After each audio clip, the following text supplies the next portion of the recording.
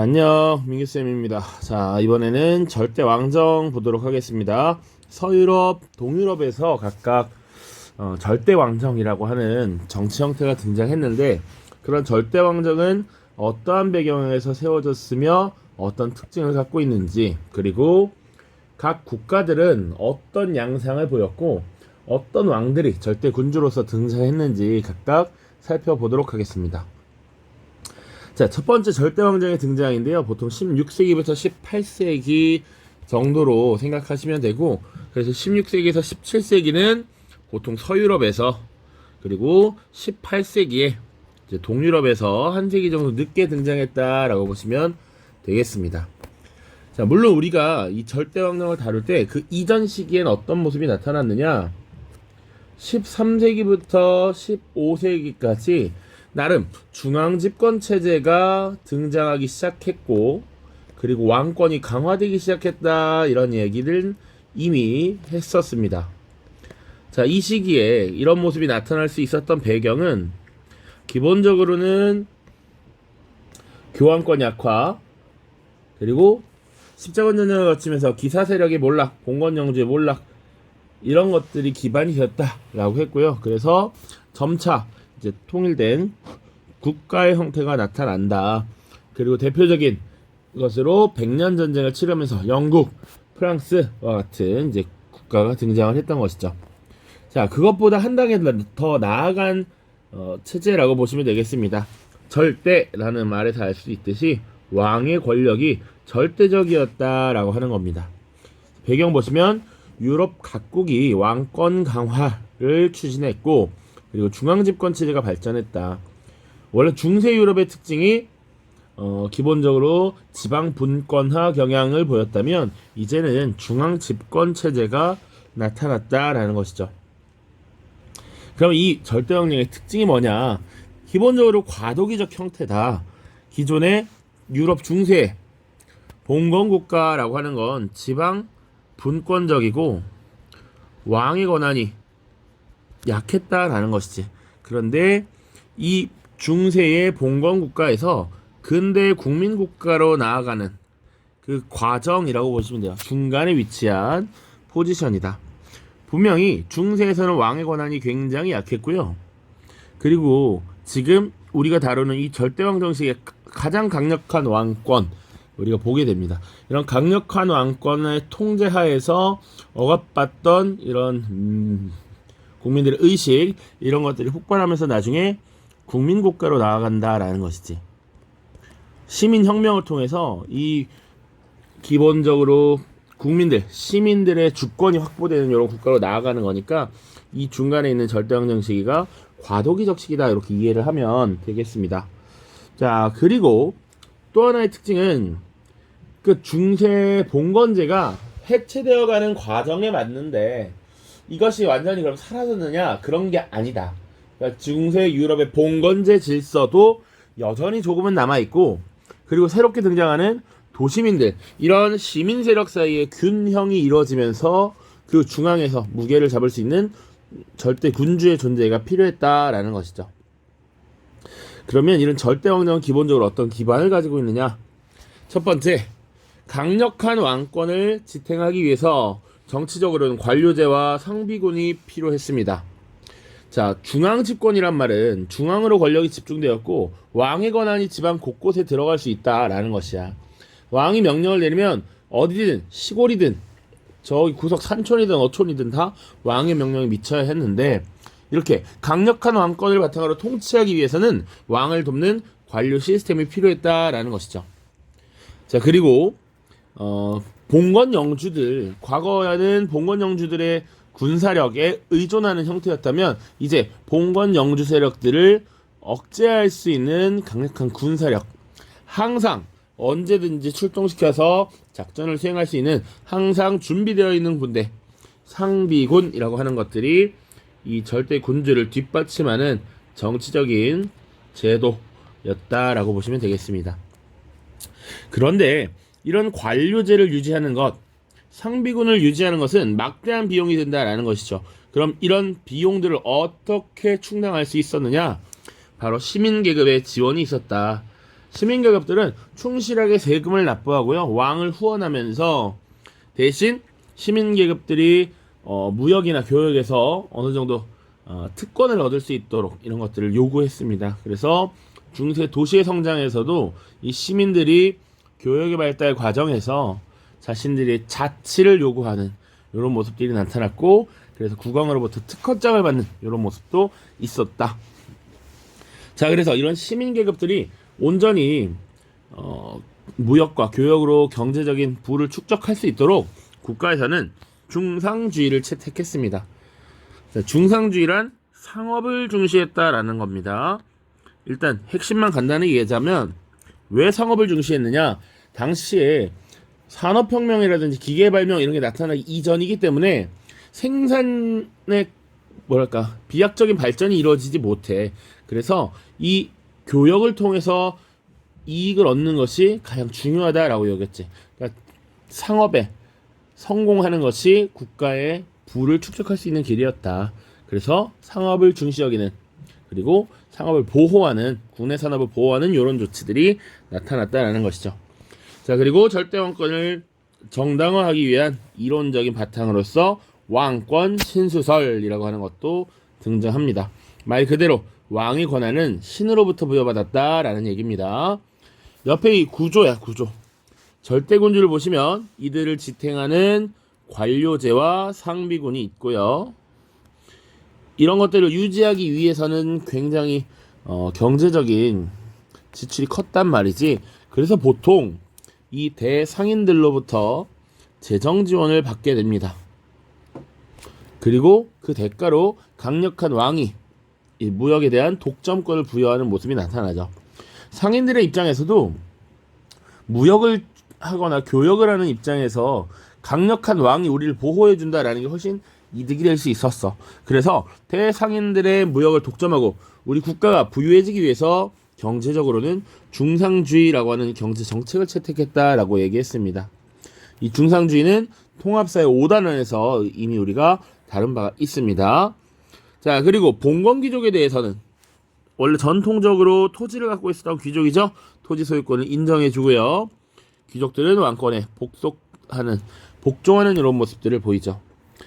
그런데 이 봉건 귀족 세력과 대상인 세력은 누가 더 우위에 있지 않고 서로 팽팽하게 세력 균형을 갖추고 있었고, 그 사이에서 국왕이 중재를 해주며 강력한 권한을 행사할 수 있었다. 그리고 이것을 뒷받침해주는 사상적인 근거라고 하면 왕권 신수설이라는 것이 있었다. 자, 그리고 그 외에 농민들, 상인 수공업자들도 각각의 역할을 했겠죠. 그리고 조금 더 특징, 징병이라고 하는 형태, 의무병 제도죠. 여러분들의 미래. 자, 139쪽에 가면 우리 교과서 중간에 보면 왕권 신수설이라는 이 사상을 잘 알 수 있는 보슈에의 글이 있습니다. 그거는 한번 각자 읽어보시고요. 그러면 이제 중상주의가 무엇인지만 좀 더 자세히 보고 넘어가겠습니다. 요것 또한 사실은 교과서에 있는 자료이고요. 당시 프랑스의 콜베르라고 하는 인물이 제시한 의견입니다. 요것을 이제 대표적으로 중상주의를 대표하는 소개하는 글이라고 볼 수 있고요.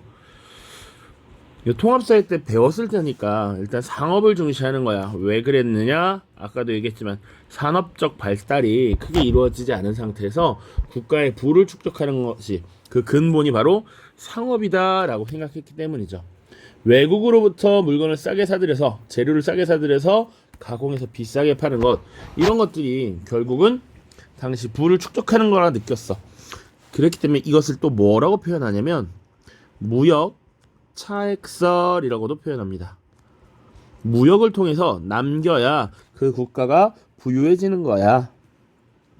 그리고 당시에 거래를 했던 품목은 주로 금, 은을 화폐로 주로 사용했는데, 그래서 금을 많이 갖고 있는 것이 그 국가가 부유한 것이야. 그래서 중금주의 이렇게도 부르기도 했습니다. 중금주의. 오케이. 자, 그리고 이렇게 무역에서 차액을 거두고 금을 많이 보유하려면, 자, 우리는 많이 팔고 우리는 적게 사들여야 돼. 그러다 보니까 어떤 양상이 나타나느냐? 주로 보호무역주의가 나타납니다. 보호무역주의. 그러기 위해서는 보호무역하려면 관세 장벽을 만들어야겠죠. 우리는 수입품에 대해서는 관세를 높이고 수출은 자유롭게 할 수 있도록 이렇게 하는 겁니다. 내용을 읽어보시면 공업을 육성해야 된다라고 하는 거, 일단 물품의 생산을 최대한 늘려야 된다라는 내용도 있고요. 심지어는 사치품 공업도 살려야 된다. 관세와 관련해서 보호무역 제도를 확립해야 된다. 수공업 길드에 편입시켜야 된다. 자, 이 말은 뭐야? 수공업 길드는 보통 장인들의 조합이었기 때문에 질 좋은 물건을 균일하게 생산해내는 효과를 가질 수 있겠죠. 그리고 발달된 기술은 서로 공유해서 국가의 부를 창출하기 위한 노력을 해야 된다라는 겁니다. 운송과 관련해서도, 그리고 또 식민지도 육성해야 된다, 발전시켜야 된다, 이런 얘기들이 있죠. 자, 중상주의도 이 단독으로 출제가 된 적이 있는 부분이니까 꼭 자세히 봐두시길 바라겠습니다. 자, 이제 서유럽과 동유럽에서 각각 어떠한 절대 왕정의 모습이 나타나는지 하나하나 살펴보도록 할게요. 자, 일단 에스파냐부터 살펴볼 겁니다. 에스파냐. 자, 이 에스파냐는 재정복 운동을 통해서 중앙집권적 통일국가를 형성했다라고 얘기해. 13세기부터 15세기까지 그랬다 얘기했어요. 요거 레콘키스타라고 했죠. 왜 재정복 운동을 벌였다? 이 에스파냐가 위치한 이베리아 반도, 여기 이베리아 반도죠. 이베리아 반도는 7세기 이슬람교가 형성된 이후에 우마이야 왕조가 북아프리카를 넘어서 다시 이 이베리아 반도로 거꾸로 올라왔단 말이야. 그치? 이 이슬람 세력을 몰아내자라고 하는 것이 레콘키스타였고, 자, 이런 이슬람과의 전쟁을 통해서 굉장히 중앙집권적 국가로 성장할 수 있었다라는 거야. 이슬람과의 전쟁 과정에서 왕을 중심으로 국가의 군대가 똘똘 뭉쳐서 싸운다. 그래서 중앙집권적 국가가 형성되었고, 특히 그래서 이 이베리아 반도에 분리되어 있는 포르투갈을 제외하고 카스티아라는 왕국, 그리고 아라곤 왕국이 있었는데, 이 두 개 왕국이 국왕의 결혼으로 인해서, 이사벨라 여왕과 페르디난드의 결혼으로 인해서 통합 에스파냐 왕국이 건국되었다 라고 했고요. 이 에스파냐 왕국은 끝까지 남아있었던 이베리아 반도의 이슬람 최후의 거점 그라나다를 점령하고서 더 강력한 국가로 성장을 했다라는 것이죠. 자, 그리고 15세기, 16세기에 넘어가면서 아메리카를 식민지화하는 모습도 나타났죠. 그래서 이 에스파냐가 주로 라틴 아메리카 지역 많이 넘어갔고요. 그리고 이 지역의 문명들을 파괴했다라고 분명 지난 영상에서 다뤘습니다. 자, 그런데 이렇게 이게 일반적인 얘기를 쭉 다뤘다면, 이 시기 가장 강력한 왕권을 행사했던 절대군주가 누구냐? 바로 펠리페 2세입니다. 펠리페 2세. 자, 펠리페 2세. 자, 조금 더 이건 심화라고 볼 수 있는데, 이번 9월 고3 모평에서도 꼭 알아야 되는 건 아니지만 이 펠리페 2세의 아버지 카를 5세라는 인물이 나왔습니다. 이 가문이 합스부르크 가문이에요. 그래서 오스트리아 지역뿐만 아니라 신성로마 제국의 황제도 겸하고, 그리고 에스파냐 왕국의 왕을 겸했던 인물이 카를 5세입니다. 자, 이 카를 5세의 아들이 펠리페 2세예요. 그러니까 카를 5세 시기에는 거의 프랑스를 제외한 유럽 대륙의 대부분의 영토를 가졌다가 이 아들인 펠리페 2세에게 에스파냐 지역을 물려준 거야. 자, 그 강력한 아버지를 따라서 왕이 된 펠리페 2세. 자, 카를 5세는 별은 지울게요. 자, 아무튼 펠리페 2세는 어떤 업적을 가졌느냐? 16세기고요. 레판토 해전에서 오스만 제국을 격파했다. 이 내용 자주 선지에 등장합니다. 자, 레판토 해전에서 오스만 제국을 격파했다. 물론 에스파냐뿐만 아니라 다른 여러 나라들이 있었는데 이 레판토 해전을 주도했던 것이 에스파냐였고, 그리고 이때 활약했던 무적 함대가 있습니다. 무적 함대. 그래서 이들을 중심으로 오스만 제국을 격파했다. 물론 30여 년 전에는 오스만 제국의 함대가 이 에스파냐를 비롯한 여러 서유럽 국가들의 동맹군을 격파하기도 했습니다. 프레베자 해전이었어. 자, 그리고요. 일시적으로 포르투갈을 병합하기도 합니다. 물론 한 세기 뒤에 포르투갈이 다시 분리가 됩니다만. 자, 그리고 극단적인 가톨릭 강요 정책을 펼쳤다. 그래서 네덜란드의 독립을 초래하였다. 자, 분명히 우리 종교개혁도 다뤘지만 여전히 카톨릭을 믿는 세력들, 루터파 교회를 믿는 세력들, 칼뱅파 교회를 믿는 사람들이 나뉘어져 있었어. 그러니까 베스트팔렌 조약이라는 게 체결되기 전까지는 뭐 보통은 루터파 교회 그리고 뭐 가톨릭이 대부분이었지만 이 시기 이미 칼뱅파 신교도가 늘어나고 있는 상태였습니다. 자, 그리고 이 에스파냐는 전통적으로 카톨릭을 굉장히 중요시했던 국가예요. 자, 칼을 옷에 몰라도 되니까 지우고. 자, 어쨌거나 가톨릭을 중시하던 나라였고 펠리페 2세도 마찬가지였다라는 겁니다. 그래서 당시 펠리페 2세가 네덜란드 지역도 영토로 소유하고 있었어요. 그래서 이 네덜란드 지역에 가톨릭을 강요합니다. 근데 당시 네덜란드는 상업에 종사하는 사람들이 굉장히 많았고 대부분 신교, 칼뱅파 신교도를 믿는 고위센들이 많았던 지역이야. 그래서 이 고위센들의 반발을 초래했고요. 그래서 네덜란드 독립전쟁을 거치면서 네덜란드가 이 에스파냐로부터 독립하게 된다. 이것을 승인받은 것이 베스트팔렌 조약이었습니다. 조약에서 승인했다. 1648년입니다. 자, 복습. 베스트팔렌 조약의 내용은 여러 가지가 있지만 일단 칼뱅파 신교도를 인정했다라는 거야. 칼뱅파 신교도 믿을 수 있다. 그걸 인정했던 것이고 일부 지역에서 개인의 신앙적 자유가 보장되었던 것이고 프랑스가 알자스 지방을 병합했다. 이런 내용도 있습니다. 또 네덜란드가 에스파냐로부터 독립하였다. 스위스가 신성 로마 제국으로부터 독립하였다. 그것도 같이 기억을 해야 돼요. 자, 그리고 당시 이 펠리페 2세의 무적함대가 영국에게 패배하는 이런 모습이 나타납니다. 1588년 칼레 해전입니다. 당시 영국 엘리자베스 1세도 기억을 해주시고요. 자, 지금 보면 이 두 명의 국왕이 비슷한 시기에 왕이 있었구나 라는 걸 알 수 있죠. 자, 그 다음 영국입니다. 영국은 영국의 국교회, 흔히 우리가 지금 성공회라고 하는 그것이 영국의 종교이죠. 분명 헨리 8세가 절대왕정의 기틀을 마련했습니다. 종교개혁도 단행했었죠. 본인의 이혼 문제를 해결하기 위해서.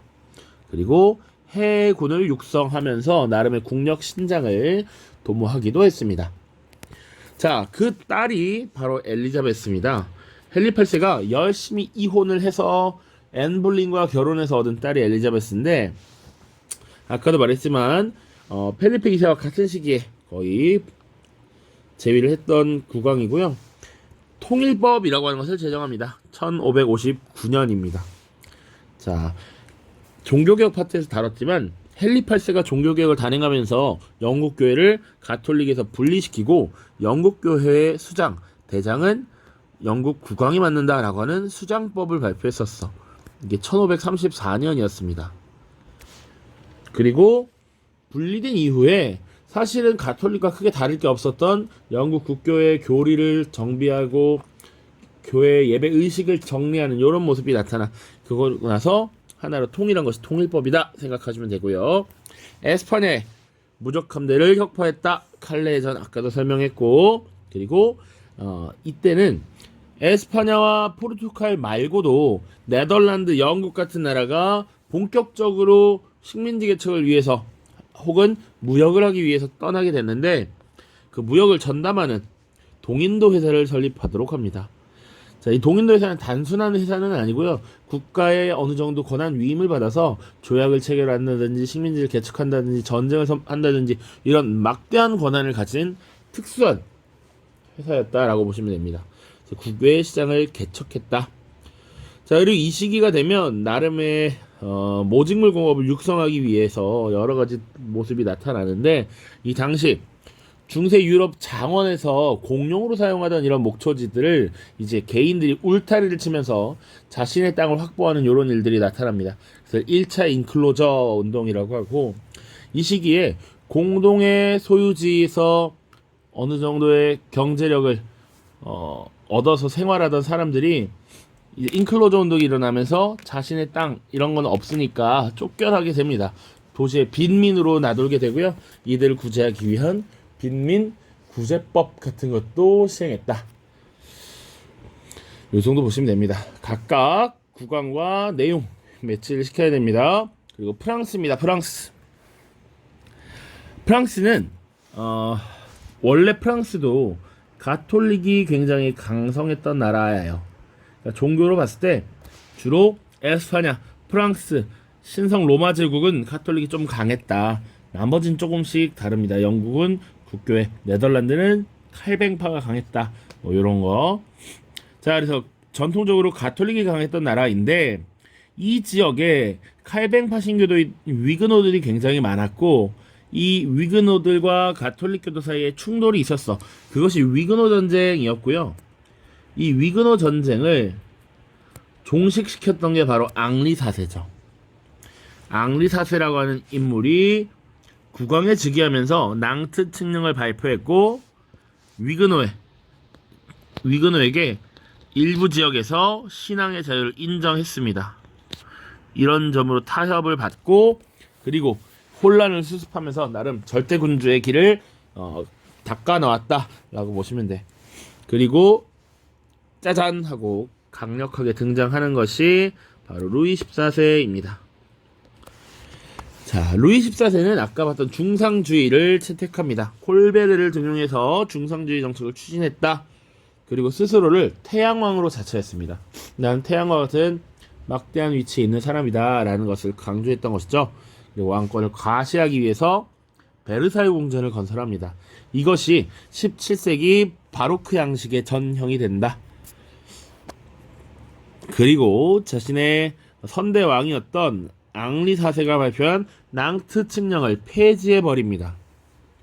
자, 낭트 칙령은 위그노에게 신앙의 자유를 인정한 것이었는데, 지금 낭트 칙령을 폐지하다 보니 위그노들이 더 이상 신앙의 자유를 잃고 프랑스에 있을 이유가 없게 돼. 그래서 위그노가 대규모로 이탈하면서 산업이 위축되는 것이죠. 이 시기가 17세기 말경인데 약 100여 년 뒤에 프랑스 혁명이 일어났을 때 프랑스의 경제가 굉장히 안 좋았다라는 것. 여기서부터 이미 출발이 되고 있었다. 위그노들이 이탈하면서 산업의 위축이 이루어졌고 경제가 둔화되는 모습이 나타났다라는 것이죠. 각각의 내용 잘 봅시다. 자, 그 다음 네덜란드입니다. 아까 에스파냐에서 봤듯이 에스파냐로부터 독립을 했어요. 그리고 인정받은 건 베스트팔렌 조약이었습니다. 적극적인 해외 진출을 벌이면서 그것을 관리하기 위해 동인도 회사를 설립했대. 그러니까 영국에도 동인도 회사가 있지만 지금 네덜란드에도 동인도 회사가 있고 프랑스도 나중에 동인도 회사를 만듭니다. 그리고 네덜란드와 관련해서 수능에서 어떻게 나왔냐면 바타비아를 거점으로 인도네시아를 지배했다. 바타비아라고 하는 지역은 지금의 인도네시아의 수도인 자카르타입니다. 자카르타. 그래서 인도네시아 지역을 지배하고요. 그건 수많은 섬으로 이루어져 있죠. 그 지역의 무역을 주관하는 이런 모습이 나타났다. 자, 그리고 북아메리카의 암스테르담, 뉴 암스테르담을 건설합니다. 여기서 빼먹었는데 이 상업의 무역을 통해서 성장한 네덜란드의 대표적인 도시가 두 개가 있는데 안트베르펜이라고 하는 도시와 지금 여기 나온 암스테르담이 있죠. 특히나 이 암스테르담은 지금도 네덜란드의 수도인데 최초의 주식시장이 개설된 곳이죠. 자, 요거 자신들의 암스테르담의 이름을 따서 북아메리카 지역에 뉴 암스테르담을 건설합니다. 이게 오늘날 무엇이다? 뉴욕입니다. 뉴욕. 세계 최초의 주식시장 암스테르담. 이들이 건설한 뉴 암스테르담이 오늘날 세계 경제의 중심지인 뉴 암스테르담이 되는 것이죠. 자, 그 다음 동유럽 빨리 보고 문제 풀겠습니다. 자, 동유럽의 절대왕정 특징을 보시면 도시와 상공업 발달이 부진했다라고 되어 있어요. 왜 그랬느냐? 중세 유럽이 변화를 이루었음에도 불구하고 사실은 농노의 지위가 향상되지 않고 농노를 억지로 강제적으로 지금 결박시키는 이런 모습이 나타났기 때문에 오히려 장원제가 강화되고 봉건적 반동이 심화됐다라는 겁니다. 뒤에도 써놨죠? 봉건적 반동, 농노제가 강화되면서 오히려 시민계급이 성장한다든지 교역이 성장한다든지 이런 게 굉장히 늦었다. 그래서 서유럽보다도 약 1세기 정도 늦은 시기에 의해서 절대왕정이 등장했으며, 그리고 보통 국왕을 중심으로 해서 위로부터의 개혁이 많이 이루어졌다라는 게 특징입니다. 그래서 먼저 볼 나라는 프로이센입니다. 프로이센. 자, 프로이센은 어찌 보면 한 제후국, 공국 정도로 생각하시면 됩니다. 그렇게 시작했던 국가가 성장을 해서 굉장히 강력해졌어. 그래서 프로이센 하면 오늘날 독일의 전신이라고 보시면 됩니다. 자, 이 프로이센의 국왕 프리드리히 2세 출제가 많이 됐고요. 잘 기억을 해 두셔야 됩니다. 자, 이 프리드리히 2세는 계몽사상의 영향을 굉장히 많이 받았다라고 전해지고요. 그래서 국왕은 자신의 깨어있는 의식을 이런 걸 되게 강조했습니다. 야, 왕이라고 하는 것은 국가 제일의 심부름꾼이야. 군림하고 강압적인 통치를 하는 자가 아니야. 이런 표현을 하게 되고요. 이 계몽사상에 굉장히 심취해서 대표적인 계몽사상가로 알려진 볼테르와 교류를 합니다. 물론 우리 계몽사상이라는 거 뒤에 또 다룰 겁니다.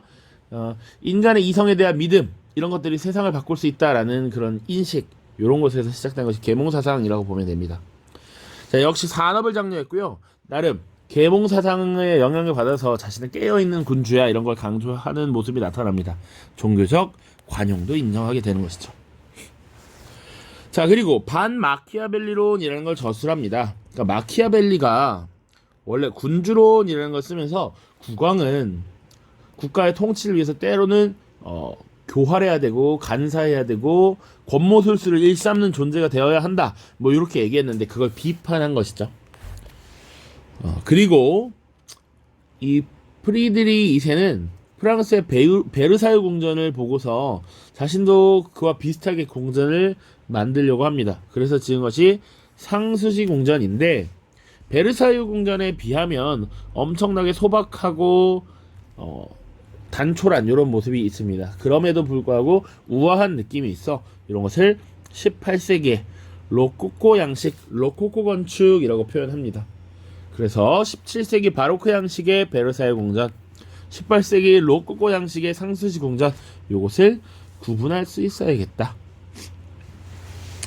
자, 그리고 또 봐야 될 것은 오스트리아와의 전쟁을 거치면서 슐레지엔이라고 하는 지역을 차지합니다.